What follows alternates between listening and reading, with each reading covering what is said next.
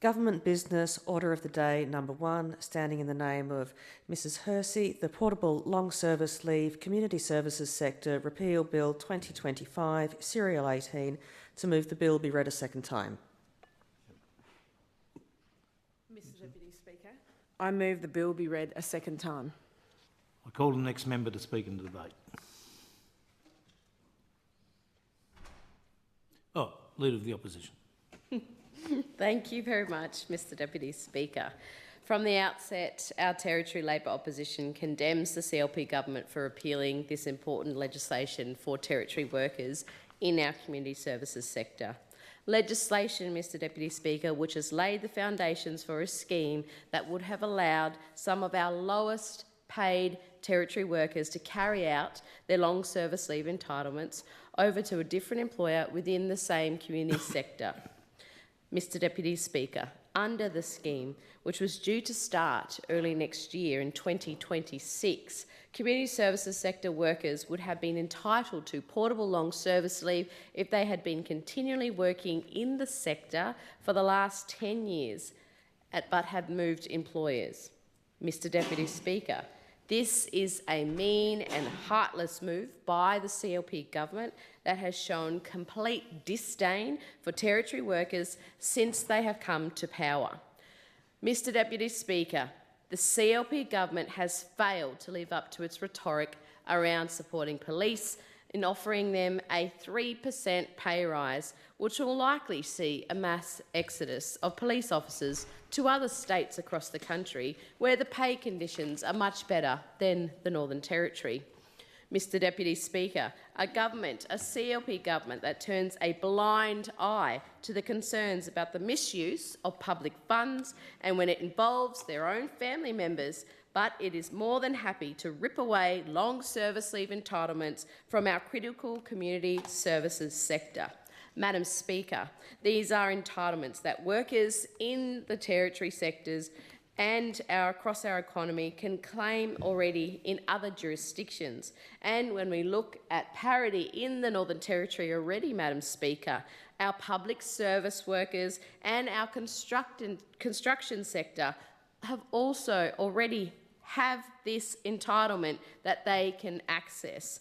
Madam Speaker, while other jurisdictions across the country are bringing portable long service leave schemes into their community service workers, the Chief Minister and the Country Liberal Party government are winding back the clock here in the Territory, back to the future, some would say, with the intent, Madam Speaker, of denying our hard-working Territory community service sector the same entitlements afforded to them in other parts of the country. There is a pattern emerging here, Madam Speaker, a very dangerous one, might I add. In just 8 months of government, the CLP has showed very clearly they are only interested in supporting a select few that they approve of at the expense of the community, Madam Speaker. You would think they'd learn their lesson after the Mills-Giles CLP government blunder for 4 years. You'd think they'd learn their lesson, Madam Speaker, after the recent federal election results. Obviously not. Madam Speaker, just speaking of the federal election just 2 weeks ago, one of the key takeouts from the Liberal Party's epic loss was that they are completely out of touch with women across the country. And Madam Speaker, guess which workers will be most impacted in the Northern Territory when it comes to the repeal of this legislation? That's right, Madam Speaker, Territory women. Territory women working in the community services sector. Up to 78% of workers will miss out on portable long service leave because of the short-sightedness of the CLP to repeal the bill, and the losers will be women working in our community sector. Madam Speaker, not just any women, but the lowest paid in some cases, the lowest paid Territory women working here in our community sector, Madam Speaker. Territory women who deserve much more than this pathetic attempt by the CLP government to apparently save a few bucks here and there. Absolutely abhorrent. Madam Speaker, not only does this repeal bill demonstrate the CLP's complete and utter disdain for women across the Northern Territory, it also shows their complete and utter lack of understanding about what it actually takes to retain and to attract essential and skilled workers here in the Territory, and particularly in the community services sector. The CLP has completely botched their response to the closure of the private maternity ward at the Darwin Hospital, despite knowing about this since they came to government. At the time, Madam Speaker, we know that there will be the impact of women who were enjoying their pregnancies now having to be stressed in one of the most stressful times of their life. Unexpected stress, Madam Speaker, placed on expectant mothers, women who have been left in a state of uncertainty and anxiety. They've been left with more questions than answers about their birthing arrangements from the government and have dithered and failed to prioritise this critical issue. Madam Speaker, the CLP government is also failing in their negotiations with police officers, with a large percentage of the force actively considering taking up a job in another part of the country. And now, Madam Speaker, we see again the CLP government strikes again, denying some 10,000 community sector workers their entitlement to get portable long service leave because of the work that they do, which would have allowed these workers, Madam Speaker, to take a decent and well-earned break from work and to keep them, to retain them in the important community services sector. Madam Speaker, we're talking about 10,000 Territorians working in childcare, family daycare, community legal services, crisis assistance and accommodation support services, disability services, health and wellbeing support services, group training services, home care services, recreation services, residential and community aged care services, respite and daycare services, social and community services, welfare services, youth support and development services, Madam Speaker. We're talking about our neighbours, and when we think about those female workers, our grandmothers, our mothers, our sisters, our aunties, our friends, we are talking about workers that care for our kids. We're talking about Territory workers that care for our parents when they're ageing. We're talking about workers who work with our family members who have a disability to support them. We're talking about workers that support young people at risk. Madam Speaker, we're talking about the important community services that support women who are fleeing domestic violence in the Northern Territory, some of the most vulnerable people in the Northern Territory. Those workers are now denied the entitlement to have portable long service leave to stay in the sector and continue to support vulnerable Territorians and make a difference with the everyday work that they contribute to. Madam Speaker, we're talking about workers who are the beating heart of the Territory, the soul and backbone of our community services.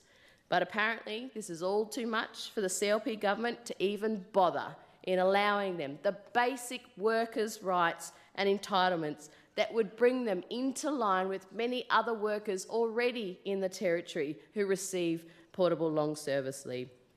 Madam Speaker, data shows that 50% of community services workers leave the employer within the first 9 years, but remain in the community services sector. So there is significant call for portable long service leave scheme. Community service workers, Madam Speaker, who deserve the freedom to move between employers without risking their long service leave. This is absolutely fair and reasonable. And let's go through the CLP's flimsy rationale for scrapping this scheme. The CLP say it would be too expensive to set up. When the Act came in, Madam Speaker, the estimated set-up costs for government were between $2 and $4 million. The CLP is now trying to say that those costs are up to $12 million, clearly overinflating the numbers to try and justify their argument and perhaps to make themselves feel a little bit better about scrapping the scheme. Madam Speaker, the reality is that up to $4 million is a small price to pay when it comes to ensuring 10,000 low-paid Territory workers in the community services sector are paid a basic entitlement that other workers in the Northern Territory already enjoy. An entitlement, Madam Speaker, that would make a big difference to the lives of these workers and their families' lives. It is certainly hard to reconcile that the CLP's too expensive argument when they are throwing enormous amounts of taxpayer funding around locking people up without any plan to rehabilitate them or to prevent crime in the first place when it comes to community safety. The CLP's other argument, Madam Speaker, for repealing this legislation is that it is too expensive for employers. As with any workers' entitlement scheme, Madam Speaker, employers can and should factor portable long service leave into their normal budgeting and accounting arrangements. This is not an immediate expense. It is an entitlement that accrues over time, and employers set aside long service leave for their workers anyway. The scheme would have worked as a defined benefit scheme managed by a board, with employers paying a levy into a central fund quarterly that workers would then be paid out of. Madam Speaker, this is a fairly standard approach for managing entitlements of this nature. And yes, it would have required some forward planning, maybe some forward thinking, which of course this current government lacks. But there is no difference than putting away workers' long service leave, which can take up around 7 years anyway, or their holiday pay for the maternity leave, or any other type of leave entitlement that workers in Australia should receive, Madam Speaker. Our community services workers absolutely deserve the basic entitlement alongside workers in other sectors in the Northern Territory. We know that attracting and retaining quality staff is a huge challenge for all businesses and organisations right across the Territory, but in fact, countrywide and globally, Madam Speaker, it is a challenge. So it makes absolute sense for the Northern Territory to offer the same entitlements as many other jurisdictions in the country when it comes to workers' rights. And Madam Speaker, this would be a no-brainer if we were to remain competitive in comparison to other jurisdictions to ensure that we retain and attract quality staff in the Northern Territory and keep our hard-working employees in the community services sector right here in the Territory. It is an investment in the future. It is an investment in our economy and the future wellness of our community. Madam Speaker, the bill repeal makes the CLP's rhetoric around economic growth and boosting our population completely disingenuous. Without the right incentives in place to attract and retain workers, all that they're saying is just hot air and empty words. The Australian Services Union, which represents community and disability service workers right across the Territory, had the following to say, Madam Speaker, and I quote, "This is a disgraceful decision that undermines the working conditions of dedicated social, disability and community sector workers, the vast majority of whom are women. These workers already face significant challenges due to high workloads, low pay and job security. Cutting their entitlements and making their working conditions worse will only drive more experienced staff out of the sector and make it even harder to attract new workers." The ASU goes on to say, "This is a retrograde step that will push the Northern Territory further behind Queensland, New South Wales, Victoria, South Australia and the Australian Capital Territory, where portable long service leave is already in place and widely recognised as a critical tool for retaining skilled workers in these sectors. Instead of ensuring better job security and fairer conditions for workers, the CLP is stripping away rights and protections from some of the hardest working people in our community. This decision does nothing to address the real issues facing the sector and simply makes them worse. This is about fairness, community, social and disability sector workers who deserve the same entitlements as their counterparts in other states.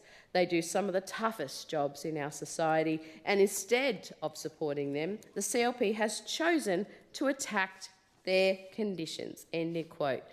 And Madam Speaker, as the union's NT President Kath Hatcher said when the CLP first announced they were scrapping the portable long service leave scheme, women reaching retirement age already have 28% less super than their male counterparts on average.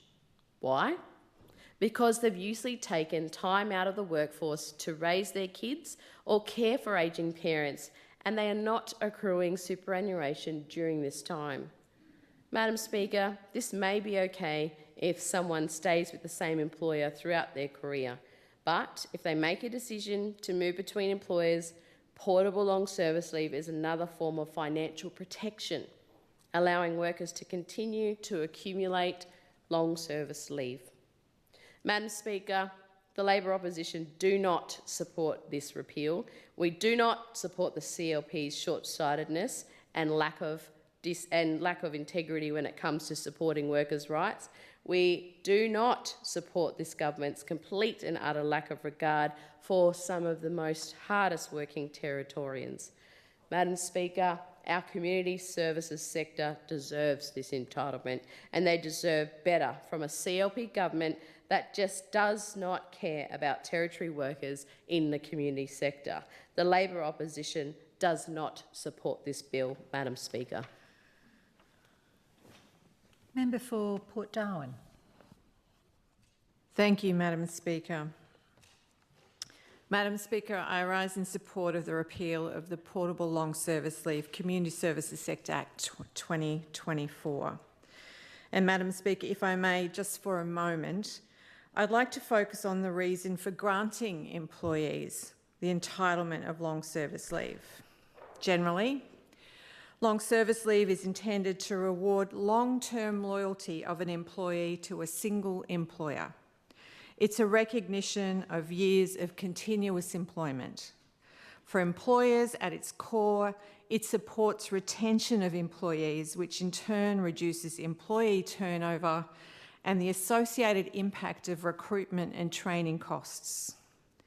For employees, it's a thank you for dedication and commitment, of value adding to an employer's business, of being part of an employer's journey as they build their business or deliver services to their community, offering, as it does, an extended, fully paid period of leave after 10 years of continuous employment. Madam Speaker, just before I go further on, I would like to make it clear that our CLP government values the services provided by employees within this sector, and repealing this act will not affect employees' existing long service leave entitlement or their capacity to accrue long service leave. Madam Speaker, those on the other side have decided that for the community services sector, long service leave should be an entitlement for simply working in a sector, not for dedicated and continued service to a single employer. So, a few short months before the 2024 election, Madam Speaker, with only minimal consultation with industry and business operating in the sector, those on the other side decided to rush through this act. Madam Speaker, they ignored the sector's requests for more detailed consultation about the proposed scheme. They failed to scope the work, the proposed to identify set-up costs, instead intending to rely on a Treasury loan, we're told, Madam Speaker, the quantum of which was estimated to have ranged between $4 to $12 million. We can't be sure, Madam Speaker, because the work simply was not done. This is a significant range reflective of the failure to do that work in order to make an informed decision as to what the financial impact on just introducing the scheme would have had. Perhaps not surprisingly, Madam Speaker, given what we have heard from the Treasurer today in tabling of the 25-26 budget, they failed to provide ongoing funding for the operation of the scheme once active, which at best could be described as fiscally irresponsible, at worst a deliberate decision taking so as not to reveal the true cost of the scheme. Madam Speaker, appallingly so preoccupied were they with the belief that by allowing employees to move freely between employers who operated in the community services sector within the Territory and also between other jurisdictions, they failed to consider the financial impact this scheme would have on employers. Anyone who has operated a business or organisation that was not a sole operator business or organisation knows that long service leave can play a factor in encouraging an employee to remain long-term with a single employer. Madam Speaker, they also know that longevity of employment is fluid, and it's for that reason most employers do not commence providing for long service leave for employees in their financial statements until the employee has completed 5 years of service. As post this timeframe, the likelihood of an employee remaining with an employer and becoming entitled to long service increases significantly. As of February 2024, the Australian Bureau of Statistics reported that over half of those in the workforce, some 57%, had been employed in their job for less than 5 years.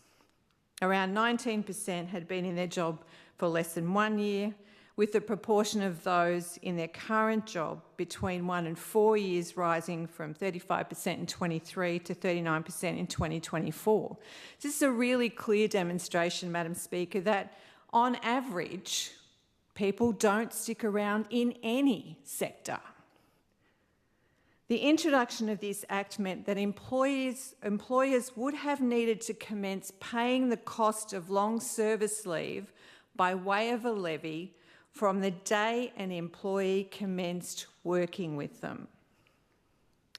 This would occur even if they never had an employee remain with them for the prerequisite period of 10 years to qualify for long service leave. Imagine being a small to medium business owner, Madam Speaker, who is in a position where they are not only bearing the costs of recruiting and training employees, but who are also bearing the costs of a long service scheme they may never have cause to access. There's only one way that employers could afford this scheme, and that would be to pass the costs on to their consumers. And it would not only be the cost of the levy that would need to be passed on, Madam Speaker, compliance costs would also be incurred and similarly would need to be passed on.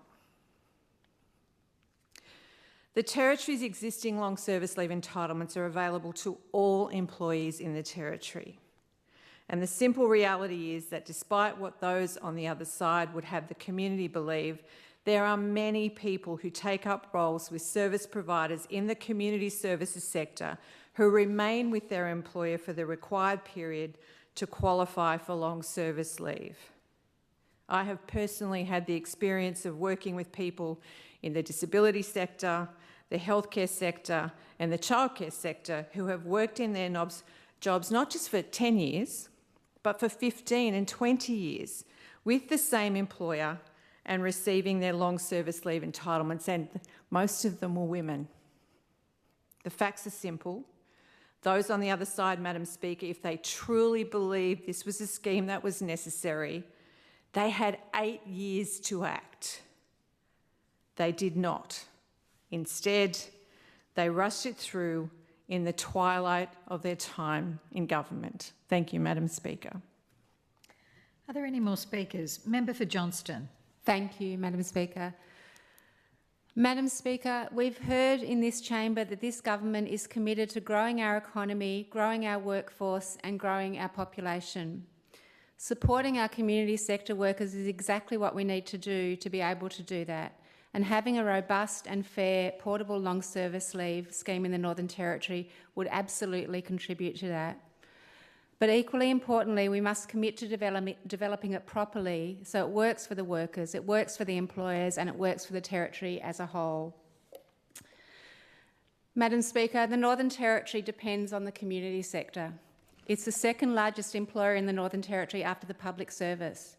It's not mining, it's not gas, it's community services. The people working in this sector are the backbone of our towns and remote communities.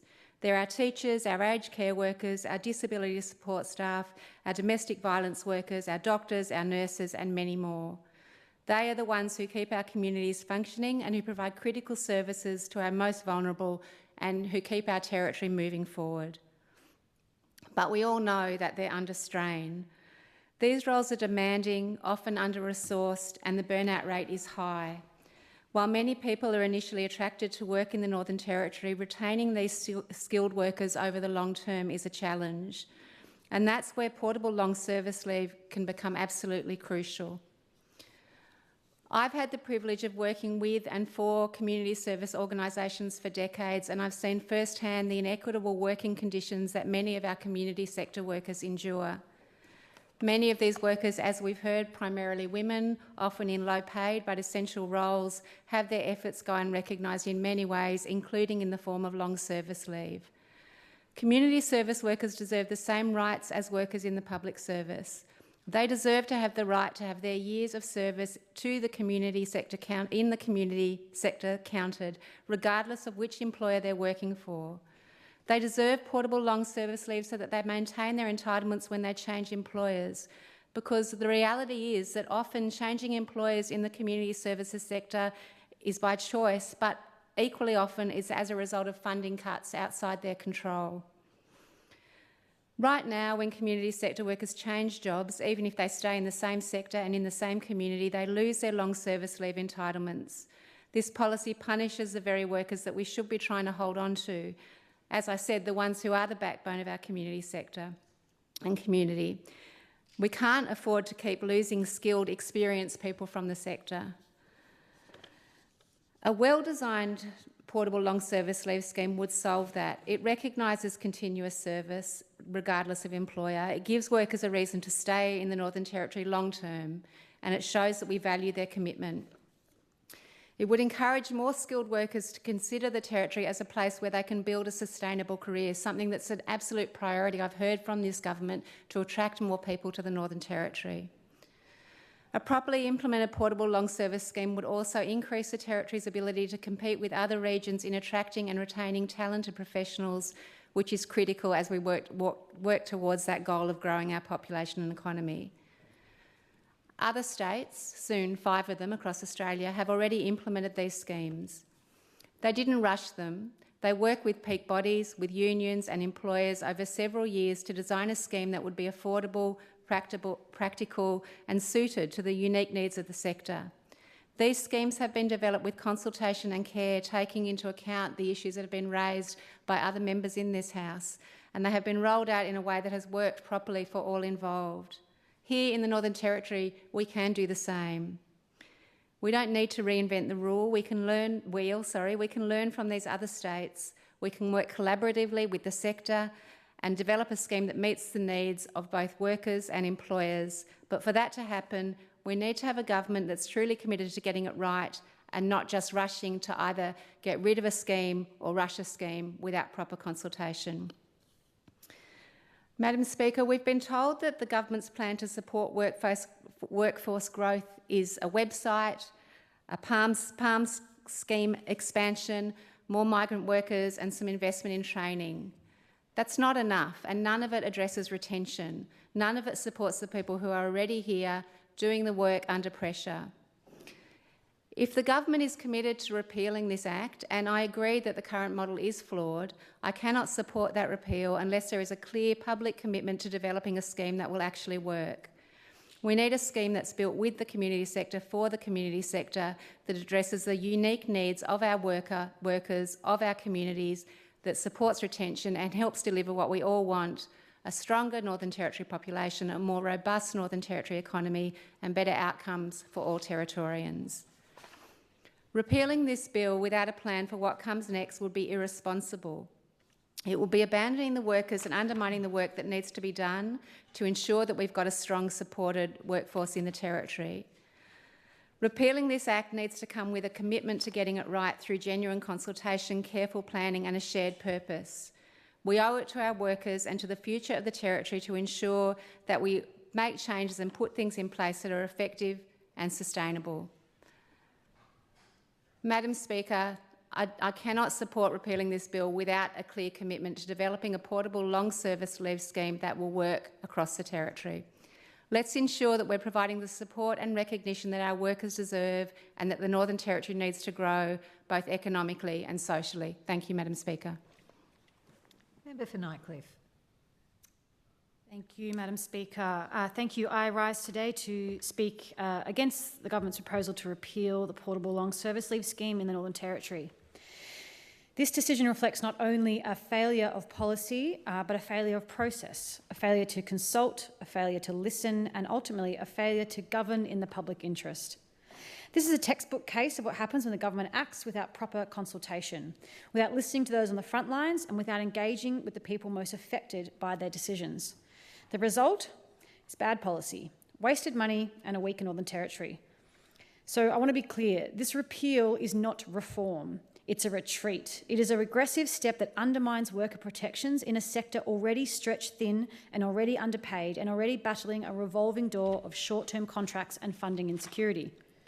Portable long service leave exists to protect workers in sectors characterised by high mobility, community services, aged care, disability support, early childhood education and more. These are essential services that support our communities every day. The people who deliver them do so with commitment, professionalism and heart, despite low wages, high workloads and frequent contract insecurity. Traditional long service leave systems assume that you stay with a single employer for 7 to 10 years, but that is simply not the reality for workers in the Territory's social and community services sector. Contracts change, funding runs out, and workers are forced to move between employers even when they remain dedicated to the same work and the same communities. Portable long service leave is a fair and practical way of ensuring these workers are not punished for the instability of the sector. Madam Speaker, let me be absolutely clear that I recognise there are problems with the current scheme. The Northern Territory Council of Social Services, NTCOS, representing dozens of community organisations, has identified serious administrative and financial barriers to the scheme's success. Compliance is difficult, the levy has created funding pressure, the system doesn't reflect the unique employment patterns in the Territory, especially for First Nations organisations and those in remote areas.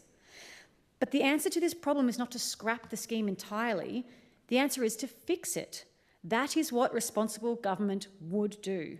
That's what a government who cares about our essential community workers would do. As NTCOS stated publicly, quote, while administrative challenges exist, the concept of portable long service leave remains fundamentally important for retaining and valuing the community services workforce. The solution is reform, not repeal, end quote. And this is the view of the peak community sector body in the Northern Territory. And it's not just NTCOS.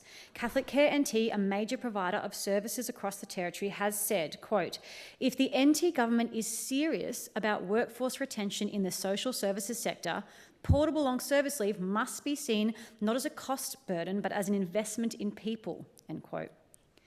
These organisations understand what's at stake. They see firsthand how hard it is to recruit and retain skilled staff, particularly in regional and remote communities. They know that offering real entitlements like portable long service leave can be a meaningful incentive for staff to stay in the Territory and in their professions longer. This is not a fringe issue. This is core economic planning. The Territory suffers from some of the highest workforce turnover in the country. According to NT government figures, turnover in the public sector exceeds 40% annually in some areas. Now, community sector organisations report even higher rates, particularly in remote locations. The cost of turnover is not just a few exit interviews and job ads. It means lost relationships, lost experience and disrupted services. And it means serious financial costs, conservatively estimated at over $20,000 per lost worker when you include recruitment, training and lost productivity. If we are serious about reducing these costs, serious about building a stable and resilient workforce in the Territory, then portable long service leave is one of the tools we need to keep.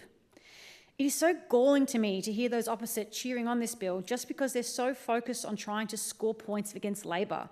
Like, yes, the scheme was poorly planned. They didn't listen to feedback from the sector on what the sector wanted. But now the CLP is also equally ignoring the sector by just throwing it out. That is not what the sector is saying.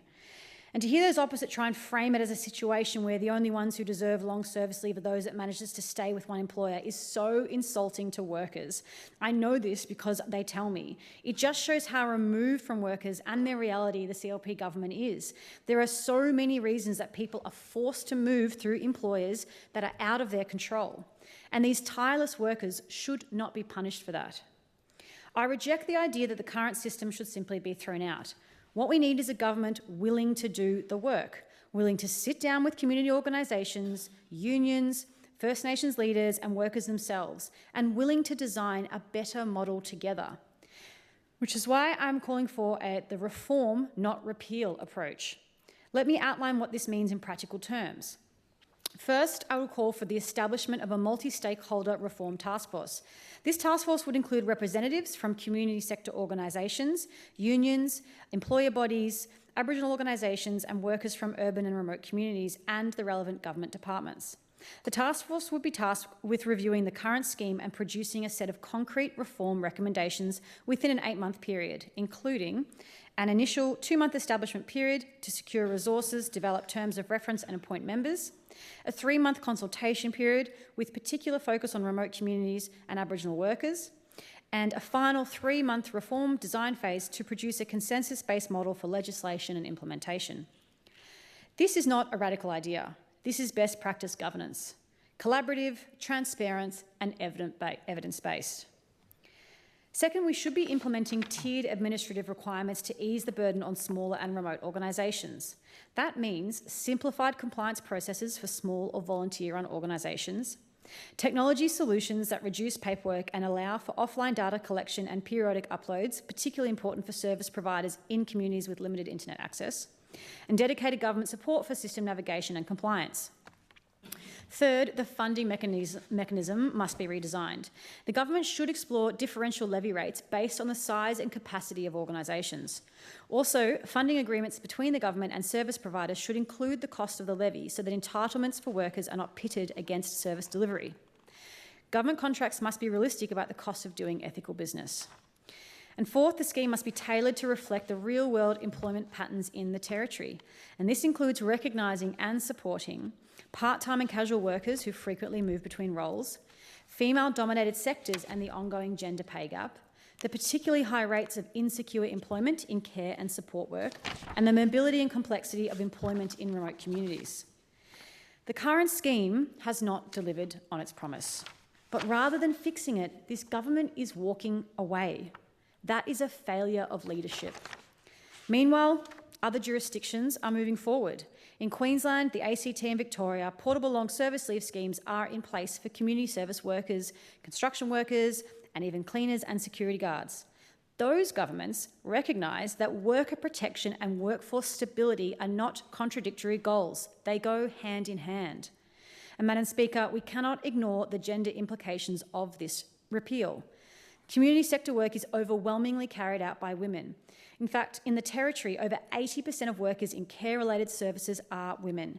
To repeal a scheme designed to provide these women with access to long service entitlements is to deepen the existing gender inequalities in our workforce. A reformed scheme would be a step towards addressing structural disadvantage. Repealing it is a step backwards. And I'm wholly unsurprised but entirely disappointed that the CLP are doing this. The NT Greens are committed to economic fairness, social justice and evidence-based reform. We believe a reformed portable long service leave scheme must be a central part of a broader Territory workforce retention strategy, addressing the high cost of turnover and incentivising long-term commitment to the NT across sectors. That strategy should include graduated entitlements that increase with longer service to the Territory, support for training and development and professional pathways within community and care sectors, and a legislative framework that treats workforce investment as a public good, not just a budget line item. We must look beyond the immediate bottom line and ask ourselves, what kind of Territory do we want?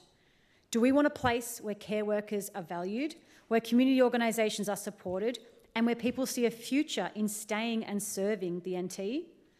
Or do we want a system that rewards only short-term thinking, that cuts programs when they get hard, and tells workers their commitment doesn't count? Madam Speaker, this is about values. The Greens believe workers deserve fair entitlements no matter which organisation signs their paycheck. We believe the Territory needs a stable workforce, and we believe reforming this scheme is smarter, cheaper and fairer than throwing it away. This repeal is short-sighted, it is wasteful, and it will hurt the very people that we rely on the most. We call on this government, and I call on this government, to halt the repeal. Go back to the table. Bring everyone in. Do the work. Because workers in the Northern Territory deserve better than being told that their years of service don't matter because they were forced to change employers. Thank you, Madam Speaker. Member for Sanderson. Thank you, Madam Speaker. I rise in support of the Portable Long Service Leave Community Services Sector Repeal Bill 2025. Long service leave has been a cornerstone of Australian industrial relations since its inception in Victoria during the 1860s. Originally conceived to allow employees, particularly those from abroad, to return to their countries of origin once each decade, long service leave was both a practical and principled innovation. It served to reward enduring loyalty to a single employer while simultaneously rejuvenating the workforce and preserving institutional knowledge. Over time, its purpose has remained clear: to provide a well-earned period of rest following extended dedicated service. While initially confined to the public sector, long service leave was progressively extended to the private sector in the 1940s through conciliation and arbitration, embedding entitlements in industrial awards based on continuous employment. It stands today as a testament to the enduring value of long-term commitment in the Australian workplace. Our comprehensive review reveals fundamental flaws within the Act. Firstly, its financial underpinning was tenuous at best. Reliance was placed upon a treasury loan merely to cover estimated setup costs, which ranged between $4 million and $12 million. Crucially, no ongoing funding had been assigned for its operations once established. This lack of sustainable financial architecture rendered the scheme inherently unstable from its inception. The Act was designed to be funded through a wage-based levy. Our analysis indicates this levy was estimated to amount around $2,000 per employee per year. This is similar in nature to a payroll tax, yet critically, it lacked any minimum wages threshold, impacting businesses disproportionately. The total financial impact upon the community services sector businesses within the territory was estimated to be approximately $20 million per annum. This financial imposition constitutes a significant and unwelcome additional burden. The scheme would have demonstrably increased costs for businesses across vital community service sectors, including childcare, aged care, disability services, mental health services, family and domestic violence support, and community legal services. Many of these organizations are not-for-profit, operating on already tight margins. The documentation makes plain that employers would also face onerous administrative requirements, including maintaining detailed records and submitting forms on a quarterly basis. The most concerning consequence of this ill-conceived scheme is its detrimental impact on Territorians themselves. It is abundantly clear that there is limited capacity within the sector to absorb these additional costs. Consequently, these expenses would inevitably be passed on to the consumer in the form of higher charges. It has been asserted childcare centres indicating the scheme would cost them an additional $50,000 per year, a cost that would invariably be passed directly on to parents in the form of increased fees. When government policy leads to increased cost on businesses, the logical and often unavoidable outcome is that businesses pass on those costs on to the consumers. This is particularly concerning in our current economic climate. Territorians would have ultimately borne the cost burden of this scheme on their shoulders, being forced on to pay more for essential services like childcare at a time when many families are already struggling. This Act would have added to the cost of living when finances are already tight, directly contradicting the vital objective of reducing the cost of living burden for families.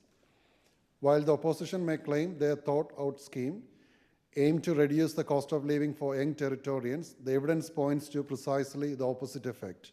Passing on a significant levy as higher service cost undeniably increases rather than decreases the financial pressures on families utilising these services. Repealing this Act before its commencement is not merely an act of undoing a flawed policy, it's a necessary step to remove this additional financial, regulatory and administrative burden from our community service providers. It allows businesses to operate without the spectre of this costly and unsustainable levy. Without this obligation, businesses will be able to invest in growth, in job creation, in workforce development, and crucially, in service delivery to Territorians. This decision reflects our government's commitment to making the Territory a place where business wants to come and operate.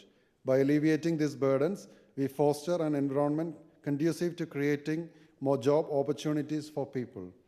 We want people to move to the Territory and we want them to stay here, knowing that employment opportunities are available. We want people to stay and invest in Territory. Repealing the Act removes the initial financial, regulatory and administrative responsibility before it even takes hold. This enables our government to focus on our three key priorities: reduce crime, rebuild economy and restore our lifestyle. It is essential that the levy does not result in curtailing services or businesses withdrawing from Territory market, a very real risk if service providers are unable to recover costs through increased charges or government funding. It is imperative to reassure our valued workforce that this repeal does not affect employees' existing long service leave entitlements. Long service leave secured under enterprise agreements or Long Service Leave Act NT remains in place. Employees who remain with their employer will continue to be eligible for long service leave under these existing frameworks. Our government profoundly recognizes the incredible and valuable contribution that our frontline workers provide to the Northern Territory. This repeal is not a reflection of a lack of appreciation of their service, but rather a necessary corrective action to a poorly conceived and unimplemented scheme that would have placed undue pressure on the very sector they save and the families they support. In addition, when it comes to the disability services as well, this may put pressure on the existing packages for the disability clients with disabilities, which puts pressure onto the employers, and that can further impact the quality of the services that they are delivering for the clients as well. By repealing this Act, we are demonstrating responsible governance. We are ensuring that our community services sector remains viable, affordable, and capable of delivering essential services without the added unsustainable burden of this trumped up portable long service leave scheme. This is a prudent measure to protect jobs, support businesses, and safeguard the cost of living for all Territorians. I commend the bill to the Assembly. Are there any other speakers? In closing, Minister. Thank you, Madam Speaker, and I thank the members for speaking today and adding their contributions. Madam Speaker, Territorians elected this CLP government with a clear commitment to making the Territory a place where businesses want to come, have the confidence to invest, see the job opportunities and enjoy our lifestyle. We know the employment opportunities that exist here, and we want to invite others from interstate to realise these dreams too. Madam Speaker, when in opposition, we were on the record strongly opposing the portable long service leave scheme. The community service sector consistently requested more detailed consultation. Establishing and administering the scheme would have placed additional significant financial, regulatory and administrative burdens on community service providers at a time when the sector was already facing workforce challenges. Sarah Lloyd from Territory Childcare Group also welcomed our position and went on to say that this ill-thought-out scheme would have cost childcare centres an extra $50,000, which would inevitably get passed on to families who are already experiencing cost of living pressures. The Act, which was introduced by the former Labor government in their dying days, was nothing more than a desperate attempt to woo voters, and in typical Labor fashion, like many other projects we've come to know, the portable long service leave scheme was not properly budgeted for. Madam Speaker, the opposition leader, when in government, had 8 long years to make these changes, and they left it till they were 3 months out from the election. Let's be clear, Madam Speaker, repealing the Act does not mean the Territory Government does not value the services provided by employees within the community service sector. Quite the opposite. We do support them, but to bring in an ill-thought-out, uncosted scheme is negligent. The Act's repeal will not affect employees' existing long service leave entitlements under some awards or the Long Service Leave Act NT. As has always been the case, employees who remain with their employer will continue to be eligible for long service leave. This is one of the bonuses of being a loyal employee. The long service leave scheme would have increased the cost for community service sector businesses operating in the Territory, including those delivering childcare, aged care, disability services, community mental health services, family and domestic violence, and community legal services. Many of these services are not for profit. The scheme, which I remind you, Madam Speaker, once again, was unfunded. It would have imposed a levy of community service sector employers, and based on the estimate of approximately 10,000 impacted employees, this would increase community sector service sector costs by around $20 million per annum. And I note that the opposition leader spoke about those 10,000 workers, but clearly didn't think enough of them when in government with this unfunded, ill-thought-out scheme. It would have relied on a Treasury loan to cover its set-up costs, which was estimated to blow out between $4 to $12 million, with no ongoing funding assigned for its operation once active.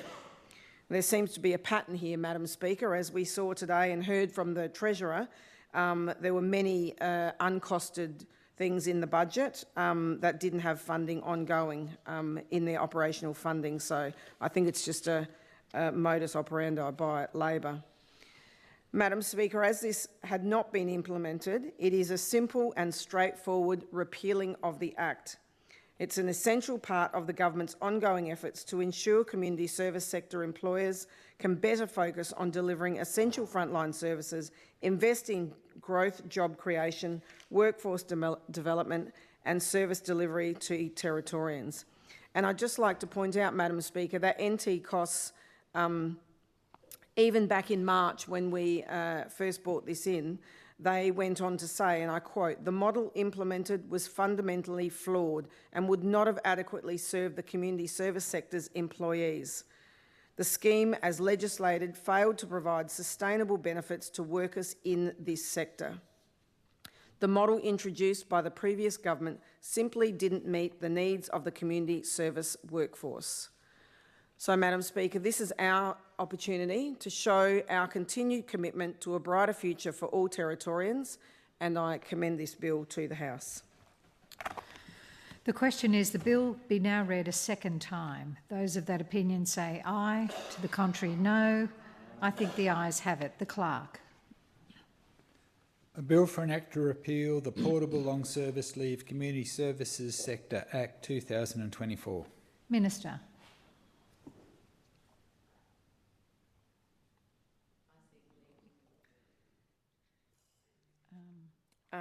Sorry.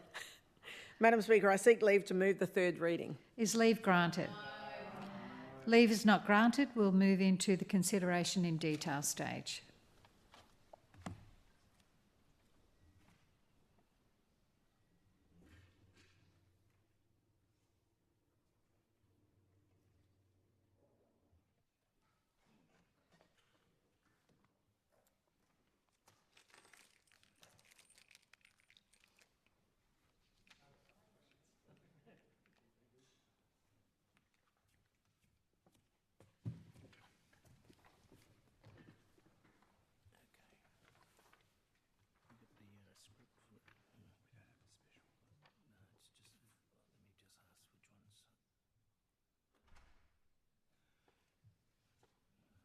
Okay, there's 4 clauses. Any particular clauses? Clause 3? Any other clauses we wish to question? Just clause 3. Just clause 3? Okay. Okay, order. The Assembly will consider the Portable Long Service Leave Community Service Sector Repeal Bill 2025. Is it the wish of the Assembly that clauses 1 to 2 be considered together? There being no objection, it is so ordered. The question is that clauses 1 to 2 stand as printed. Those of that opinion say aye, to the contrary no. I think the ayes have it. The question is that clause 3 stand as printed. Sorry, Deputy Leader of the Opposition. Thank you, Deputy Speaker. Minister, have you got figures on how many territory workers will lose out on portable long service leave as a result of this repeal? The estimated amount of people that are on this scheme are 10,000, which is how the figures came about. 10,000? Okay, thank you, Minister. Through the Chair, who did you consult with? Can you please specify which sectors, organisations, individuals or unions?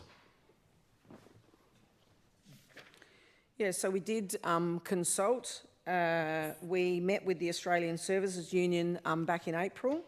They too thought that the scheme needed more work and were happy to engage with us, and they were going to get back with a proposal, and we never heard from them again.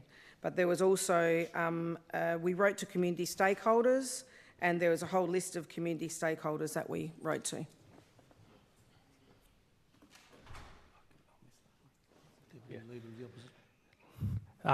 Thank you, Minister, for the answer. Minister, did you engage with the aged care sector? They were on the, we wrote to community stakeholders, National Disability Services NT, NT Shelter, Council of the Ageing, Aboriginal Housing NT, Aboriginal Medical Services Alliance, Early Childhood Australia, Early Childhood and School Aged Education and Care, Aboriginal Peak Organisations NT, United Workers Union, NT Council of Social Services, Local Government Association of the Northern Territory, Chamber of Commerce, and we did not receive any responses from any of those stakeholders. Leader of the Opposition. Thank you, Mr Chair. Minister, of the 153 early childhood education centres that are not non-NT government services, how many did you engage with? I've just read out a list of people, Mr Deputy Speaker, that we engage with, and we did not hear back from any of the sectors. We did hear from Sarah Lloyd, but not anyone else. Thank you, Minister. Chair, just to clarify, Minister, of the 153 ECECs, how many did you as a minister engage with to come to the decision to repeal this bill? Yeah, Mr Deputy Speaker, I think I've answered the question. Okay. No, the list, sorry, Mr Deputy Speaker, with respect, the list that there's read out by the Minister was not just the early childhood education centres, it was a whole list of engagement. I'm specifically now asking about the ECECs. Is there anything further you want to add, Minister? We did speak with many childcare centres, Mr Deputy Speaker. My office spoke with many of those people, and there was no one was in favour. Okay. Thank you, Minister. And Mr Chair, just to clarify, there is no number that the Minister can tell me, so a whole repeal bill that affects 10,000 people, you can't even tell me what number of ECEs you engage. That's only one sector. Mr Deputy Speaker, I think I've answered the question. Yeah. Look, I think the Minister's given her answer a number of times. No non-answer. Yep, that's all right. Interesting consultation process. Thank you, Mr Deputy Speaker. When the Act was passed last year, estimated set-up costs were around $2 to $4 million. You're now claiming the cost is up to $12 million. How do you explain this significant discrepancy? So at the time, we did not, as I said, we did not support the bill. The revised figures were based on assumptions. The approximate nature of the costings based on data from 2023. So considering the initial actuarial figures were conservatively estimated and now a couple of years old, and with the cost of inflation, it is our estimate that the figures may be potentially anywhere from 4 to 12 million. And we're also aware that other jurisdictions, when establishing their schemes, they woefully underestimated the costs. So staffing and workload that would arise when the schemes were implemented within the relevant sectors. Leader of the Opposition. Thank you, Mr Chair. Thank you, Minister. My question around, following on from your answer, just to clarify, is in terms, you've addressed the question we've asked around the setup cost and the discrepancy, the large discrepancy of estimation of about $8 million. In terms of the levy process, which was obviously as part of the forward planning for this legislation originally, what was the issue around, essentially the quarterly levy and paying for itself, similar to the construction levy and scheme that we have for our construction workers to access portable long service leave with the NT? The portable long service leave in the construction is not what we're talking about here today, and it's a totally different scheme. Thank you, Minister. Mr Chair, just to clarify, the question was around, leading on from the wrap speech of the Minister around the difference with the levy. You've said that there was a clear underestimation of the setup cost, but in terms of the levy cost and the scheme paying for itself, what was the decision to then repeal the bill if it was going to eventually pay for itself? Minister, do you choose to answer? It's not particularly relevant to the clause, but on the actuarial figures that were ill thought out and unfunded by the previous Labor government, more work would have needed to have been done in that sector, in that area. Thank you. Thank you, Mr Chair. Thank you, Minister. The actuary, of course, was an independent process. Was there an issue with the figures provided by the actuary?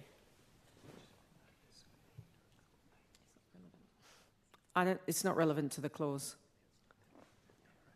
Well, you're repealing a whole legislation based on figures and based on evaluation of costs, based on the physical outlook of what it's going to cost the territory government. So it absolutely is relevant to a clause when we're talking about repealing a whole bill based on numbers and figures that you have estimated.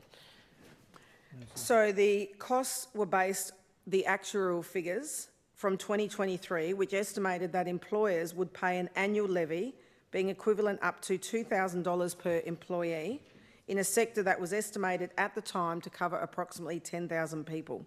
So if you do the math, that's where you get the 20 million. Thank you. Thank you, Deputy Chair. Chair for CRD. Thank you, Chair. Was any analysis done on how this will impact our ability to attract workers here, given nearly every single other jurisdiction has introduced or is introducing portable long service leave for the community service workers? Yeah. Yeah, look, I am taking the clause about the repealing of the bill, so can we just concentrate on that, please? Yeah. Any further questions? The Minister's standing to answer it. Thank you. As I think I've explained, but our government will continue to work with the community services sector, Mr Chair, and other sectors to consider options to address workforce issues in ways that will benefit all Territorians and contribute to our government's priorities of rebuilding the economy. Thank you. Any further questions? Thank you, Chair. You say the scheme is too expensive for employers, yet employers need to factor their staff's long service leave into their budget accounting arrangements as it is. I haven't finished my question, so I don't know how that can be a point of order, Chair. Well, the point of order, I'm taking the point I've got as long as I want. I've got 10 minutes to get to my question. Point of order. Standing Order 155. The question isn't relevant to this clause. Chair, can I ask, do you know what the question is? Because I haven't actually put the question yet, Minister. So I will remind you, Member for Daly, it does need to be relevant to the clause, but I will let you finish your question. Thank you. I'll go back to the start, considering I was rudely interrupted by the Minister. and allow for me just to give the context so we can get to the question. You say the scheme is too expensive for employers, yet employers need to factor their staff's long service leave into their budget accounting arrangements as it is. How do you arrive at this conclusion? Yeah, look, I agree. I think we're starting to drift off from the clause. So if we've got another question, I'm happy to take it. Otherwise, we'll move on. Again, Chair, the bill is, they're talking about budgeting around this, so it is relevant to this clause. Look, that's I think why we've we're been asking the drifting question. into policy and so on. Can we just stick to the clause, please? Can we have another question? Oh, I do ask again. That was the question. So Yeah, well, we've passed that question. We're moving on to the next one. That's all we've got, Chair. Thank you. No further questions? Okay. So the question is that clause 3 stand as printed. Those of that opinion say aye, to the contrary no. I think the ayes have it.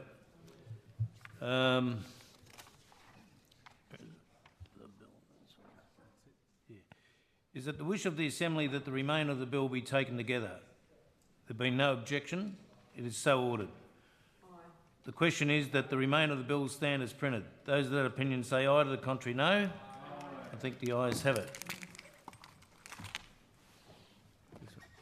The question is that the bill be agreed to. Those of that opinion say aye, to the contrary no. I think the ayes have it.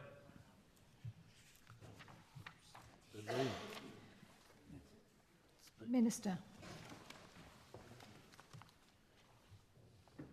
I move the bill be now read a third time. The question is the bill be now read a third time. Those of that opinion say aye, to the contrary no. Aye. I think the ayes have it. Division. A division is called.